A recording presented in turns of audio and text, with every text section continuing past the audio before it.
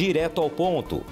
Oferecimento: Plataforma Intacta 2 Extend. O futuro da soja é seu. E a Prosmate, Associação dos Produtores de Sementes de Mato Grosso. Olá, está no ar mais um programa Direto ao Ponto, gravando aqui nos estúdios de Brasília. Eu tenho o prazer de ter aqui comigo Fabrício Moraes Rosa, que é o diretor executivo da AproSoja Brasil. Seja bem-vindo. E também agora vice-presidente do IPA, Instituto Pensar Agropecuária. Seja bem-vindo, Fabrício. Bob, parabéns pelo programa e é um prazer estar novamente contigo.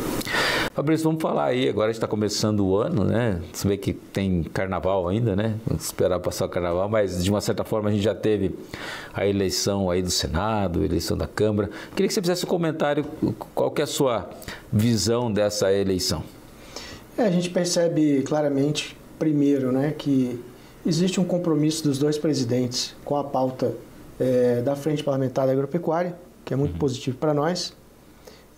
Por outro lado, com uma visão um pouco distinta dos presidentes anteriores. Então, por exemplo, na Câmara, o Hugo Mota tem já um perfil, né, sinalizando para os conservadores, né, para a direita, né, que isso nos favorece também.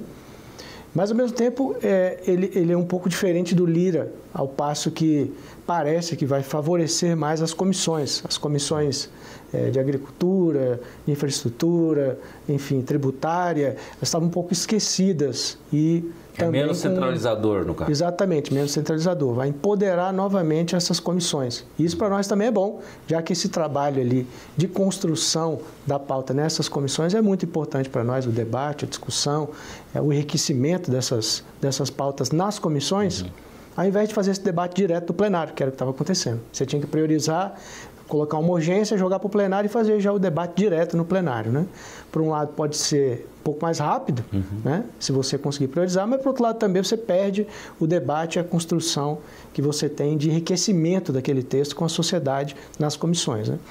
E o Davi Alcolumbre tem um perfil bastante diferente do Rodrigo Pacheco, mas não menos, diria, conservador nas tomadas de decisões. Ele também é bastante conservador, já sinaliza para o governo que quer, na verdade, o diálogo, quer um ambiente estável, né, sem ruptura entre os poderes, né, mas, ao mesmo tempo, é um presidente que tem mais alinhamento com a frente parlamentar, com os parlamentares da direita, né, consegue fazer esse diálogo também um pouco melhor do que o Rodrigo Pacheco. É que com o Rodrigo Pacheco as pautas do agro não andavam, né, Fabrício? A gente ficou um período longo aí sem andar, né?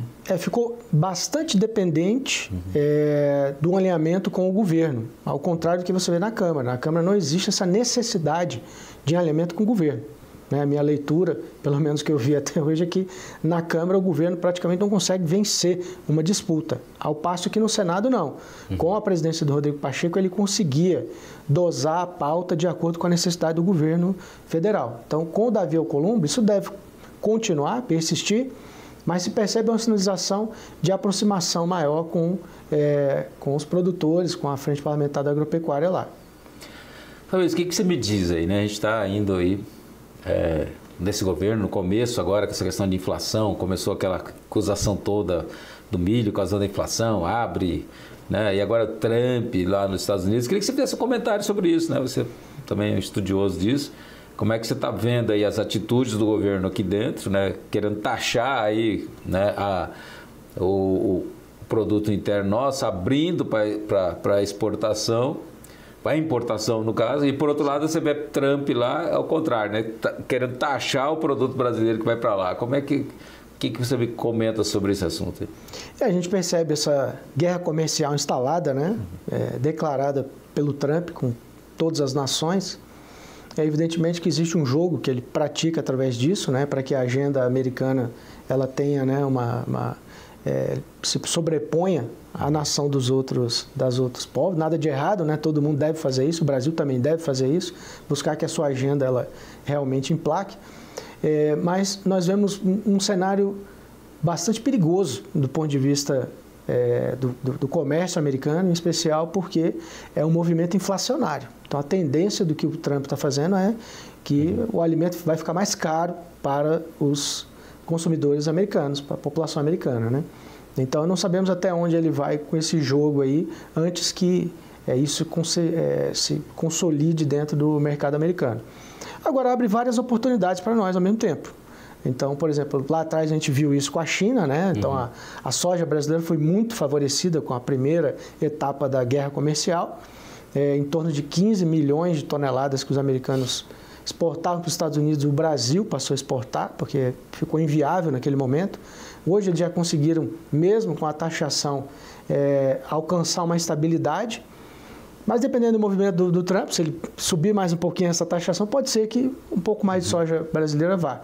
Lembrando que nós já estamos com 70% do que a China importa de soja vem do Brasil, né, de grão. Então a gente já está com uma situação, diria assim, já no limite. Mas não que não possa um pouco da soja nossa que iria para a Europa, em vez de ir para a Europa, com todo esse cenário de lento desmatamento, né, recrudescimento do mercado europeu, a soja brasileira, não posso desviar um pouco também para a China, um pouco mais para a China. Então é um cenário que ele é desafiador por um prisma, mas pode ser muito favorável. E tem a questão especialmente de proteínas, né, que o Brasil exporta bastante para os Estados Unidos, né, e tem aí um ambiente em que teve gripe aviária, vários países estão sem produto para ofertar e o Brasil não teve esse problema. Então, nesse ponto aí nós estamos bastante favorecidos. Mas se vai taxar, pode ser inviável para nós também exportar para os americanos.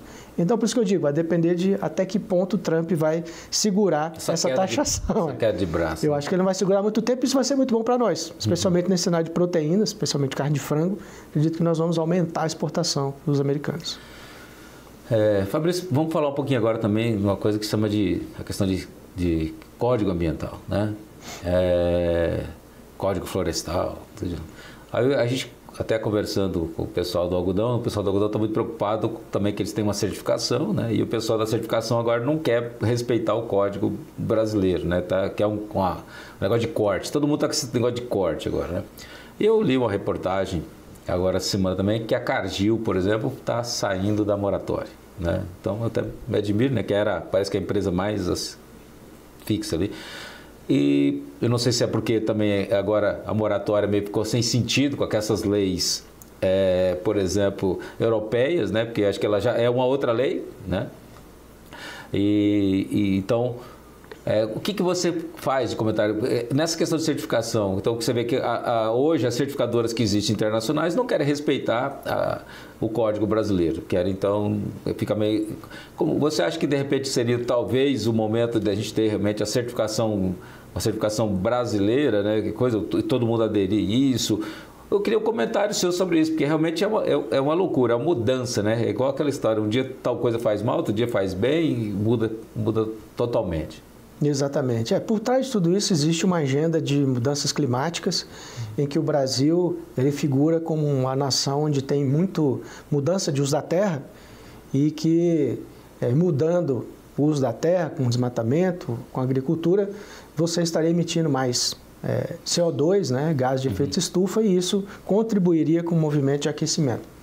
Então, por conta disso, existe tanto nas certificações ou na lei anti-desmatamento europeia, existe esse corte para que o Brasil deixe de fazer mudança de uso da terra. Desmatamento zero. Isso por si só já é um conceito equivocado, superado. Nós não temos muito mais terra para fazer mudança, né? Nós temos áreas marginais em alguns estados. Então, do ponto de vista da agropecuária, tem até estudos da Embrapa recente que demonstraram isso, a gente praticamente não está fazendo uso de terra para fazer agricultura. Nós estamos usando as pastagens, né? Isso há décadas nós estamos fazendo. Então, não faz muito sentido você apertar tanto o Brasil por conta disso. Agora, por outro lado, nós precisamos entrar no debate daquilo que é a soberania brasileira, né? E aquilo que é, na verdade, uma torção para utilizar disso como uma ferramenta comercial. Então, aí sim nós vemos claramente, por exemplo, a lei anti-desmatamento europeia, ela impõe essa limitação e, mais do que isso, ao fazê-lo, ela vai colocar um custo adicional na cadeia, porque você vai ter que promover uma segregação. Então, se eu tenho uma área onde o produtor ainda tem a possibilidade de fazer essa mudança de uso da terra, esse produtor ou ele deixa de fazer ou ele não vai conseguir exportar para os europeus. Mas pode ser feita uma proposta para ele. Você quer deixar de fazer essa mudança e exportar para mim? Quero. Mas eu quero que a minha soja seja mais cara. O europeu vai pagar mais caro? Não. Se ele não vai cobrar mais caro, vai ficar mais barata a minha soja. Eu vou ter um prejuízo com isso. Então não faz sentido nenhum o produtor entrar numa linha dessa. Aí você comentou o caso da Cargill e o caso da Dreyfus. Eu vou pedir para você um momentinho só, que nós vamos para o intervalo, aí você vai fazer o comentário. Você não sai daí, o papo está bem interessante.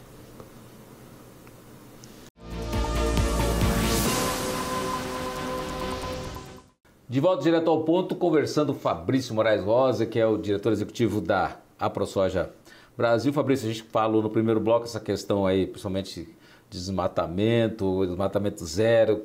Aí é o comentário no caso da Cargill, que saiu agora da moratória. Você estava até comentando da Dreyfus. Queria que você completasse o raciocínio agora.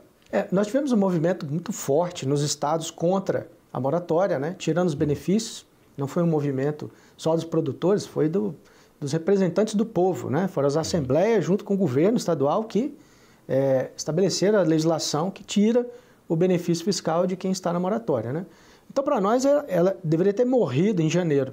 Mas tivemos a ADI, né, que foi impetrada ali no Supremo, que suspendeu a lei do Mato Grosso e colocou, vamos dizer assim, em suspensão o fim da moratória, né? Mas ela está bem ali de acabar. Independente disso, o que nós vemos no movimento da Cargill é que ela já percebeu, é uma empresa, sem dúvida nenhuma, que tem um excelente compliance, que preza pela sustentabilidade, né? Mas é pragmática também. Está enxergando o mundo nas suas mudanças e aquilo que é possível e que não é possível fazer no comércio internacional. Então ela precisa ser pragmática. Aquilo que funciona do ponto de vista global de negociação, que vai fazer sentido para ela, para o produtor e para o mercado consumidor, ela vai fazer. O que não fizer, não tem quem sustente, né? Agora, no caso da moratória, me parece que está consolidada. A moratória vai terminar. Mas o caso da lei anti-desmatamento, não. Essa está para voltar realmente, né? Ganhamos um ano com adiamento, mas está para voltar em 2026.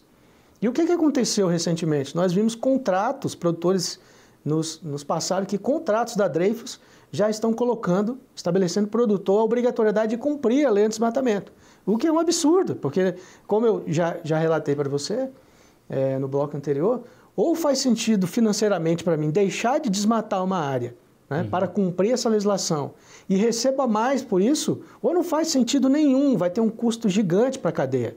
A própria indústria europeia calculou $40 por tonelada. Aqui para nós estamos falando em 60, 66, porque tem um custo interno, logístico nosso também, que precisa ser colocado Agora, na você conta. imagina, o produtor que ele abriu 20% da sua área, ele pode abrir ainda 40%, 45%. Não tem sentido isso? Né? Exatamente. Sem ninguém pagar nada?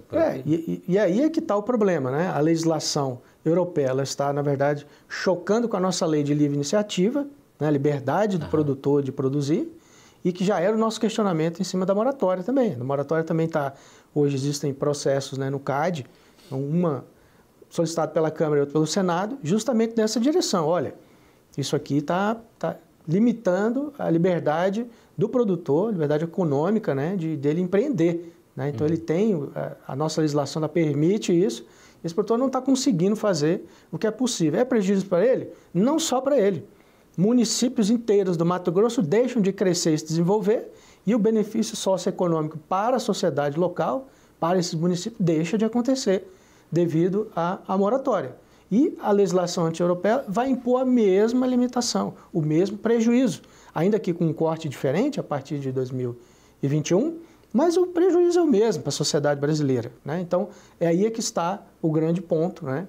Então, se a moratória vai morrer, a lei anti-desmatamento não. E essa nós temos uma outra linha de atuação hoje dentro do Congresso Nacional.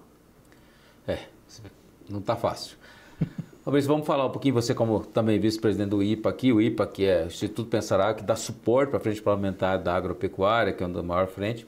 Me fala aí, quais são as pautas prioritárias para esse ano, por exemplo? O que a gente tem de perseguir, de conquista, quais são os principais gargalos, as buchas que agora, por exemplo, a FUNAI com poder de polícia, tá fácil não, né? Exato. A gente tem uma pauta positiva, onde a gente define ali o que a gente tem que realmente entregar até o final do ano, mas tem uma pauta de apagar fogo, que é o que você está falando também, que às vezes ela é maior até do que a nossa positiva, né? Mas que às vezes as pessoas não veem, os produtores não veem, mas aquilo ali é que está salvando realmente agropecuária brasileira. Então, nesse caso da FUNAI, já existem projetos de decreto legislativo para assustar, né, essa normativa, tirando esse poder de polícia, que pode se transformar num grande caos ali no campo, né? Mas quais são as grandes prioridades que no ano passado a gente já tinha construído, né, nos anos anteriores, e que a FPA realmente encampou, né? E isso é uma vitória não só da FPA, mas todas as entidades que trabalham, em especial ProSoja, Abramilho, Abrapa, CNA, têm feito esse trabalho de representação dos produtores dentro do IPA. Então nós temos ali a lei anti-desmatamento que eu falei no item anterior, que é a lei de reciprocidade. Nós temos um projeto tanto no Senado do senador Zequinha Marinho, que está avançando, a relatoria da senadora Tereza Cristina, quanto na Câmara também, um projeto do deputado Tião Medeiros do Paraná. Os dois projetos estão se alinhando para se transformar em um projeto e até o final do ano a gente ter realmente uma legislação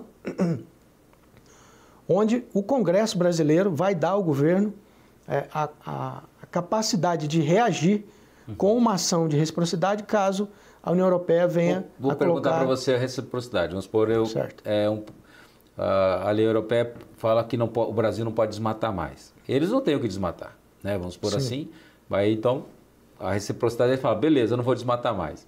Mas daí, no caso, não seria reciprocidade com relação à legislação? Por exemplo, se eu tenho que ter tanto de reserva legal aqui, você tem que ter aí também. Seria essa a reciprocidade ou simplesmente eu não posso desmatar, você também não pode? Esse é o ponto. Eu não posso estabelecer uma lei de espelho com base na minha legislação. Isso eu já estaria errado. O que eu posso fazer, e que o projeto dará o comando, é que se eles não vão importar o nosso alimento, nós também não vamos importar os produtos deles. Isso eu posso fazer. Você criou uma regra para não importar o meu, então eu também não vou importar o seu. Isso eu posso fazer. Essa é a reciprocidade. O tratamento que ele me der, eu vou dar para ele também. Então é nessa linha. Vai dar o governo brasileiro o condão de reagir e dizer, então também vou limitar as importações de produtos da Europa. E escolher, inclusive, aqueles que não trarão prejuízo para, seja o setor agropecuário brasileiro, seja para os demais setores brasileiros que eventualmente importam insumos, produtos importantes da Europa, né? Então, isso também vai ser construído. Então, a lei de reciprocidade, a lei geral de licenciamento ambiental, né? A lei também de regularização fundiária. Essa é amarrada, né? Exatamente, mas esse ano nós vamos pegar realmente para tocar isso aí. Temos também a questão do seguro rural, né? Que tem uma legislação que está saindo aí também. E no caso da ProSoja, nós também estamos bastante preocupados com a questão dos fundos que estão sendo criados nos estados, né? E nós vamos fazer um trabalho também, né? Já existem algumas iniciativas de PEC, algumas iniciativas também, talvez uma ação judicial, né? E em especial uma cobrança que foi instituída, uma taxação no Maranhão, que vai afetar todo o Mato Piba e mais a região do Mato Grosso também. Vai cobrar 1,8% da soja, do milho, de todos os grãos que passarem pelo Maranhão. Passou pelo Maranhão, independente se é rodovia, ferrovia, hidrovia, 1,8%, né? Então, também isso nós vamos ter que reagir. De avião, será? Passar de avião. Então, esse também é um ponto que nos preocupa bastante, está na agenda da entidade. Nossa, mas isso é complicado, né? É pesado, né? Porque 1,8 sobre a produção é bastante alto. Exatamente. Né? Criamos um sócio, né? O governo vai virar um sócio. E outros estados já têm, o Piauí também tem uma de 1,6. O próprio Tocantins também está lutando para não deixar estabelecer uma parecida. Então, esse é um ponto que nos preocupa, que nós vamos trabalhar, né? Outros estados deixaram de criar, mas não é que não vão criar. O Paraná, por exemplo, né? E Goiás criou recentemente também um fundo, uma lei com recolhimento, né? Então, esse é um ponto que a gente precisa trabalhar em 2025. Fabrício, mas aí, fora isso, você está animado, o produtor está animado, apesar de todo esse preço ruim e tal, você acha que a agricultura brasileira vai ter um ano bom em 2025? Olha, do ponto de vista de safra, estamos, sem dúvida nenhuma, aí, consolidando uma safra maior que a anterior, né? Infelizmente, alguns prejuízos no Rio Grande do Sul, que já era praticamente anunciado, quando veio realmente as enchentes, né? Todo mundo anunciou, olha, quando isso aconteceu lá atrás, em 1941, na sequência veio uma seca severa, e realmente se consolidou agora, né? Adiou até o início do período letivo, por conta do calor e da seca. Mas tirando isso, de maneira geral, vamos ter uma safra aí maior que a primeira. Então, do ponto de vista de suprimento, o Brasil não deve ter problema. A nossa preocupação é muito mais agora o que vai acontecer no cenário internacional, guerra comercial, como vai se estabelecer realmente as importações chinesas, né? E olhando para frente, como nós vamos realmente ter a transição para a lei anti-desmatamento, como isso vai impactar o mercado brasileiro. Mas o produtor, do ponto de vista de preço, está um pouco melhor do que a safra passada, ainda estamos no limite ali realmente da lucratividade, mas não dá para reclamar, devemos ter uma safra entre 169, 170 milhões de toneladas, mas esse produtor está conseguindo vender, tirar uma rentabilidade boa aí, maior do que na safra anterior. Fabrício, obrigado aí pela sua participação aqui no Direto ao Ponto. Maravilha, eu que agradeço, Cláudio. Tá aí, gente, uma entrevista especial para você. Obrigado pela companhia, até o próximo programa.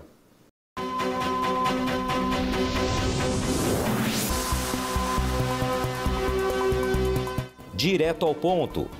Oferecimento: Plataforma Intacta 2 Extend. O futuro da soja é seu. E a Aprosmate, Associação dos Produtores de Sementes de Mato Grosso.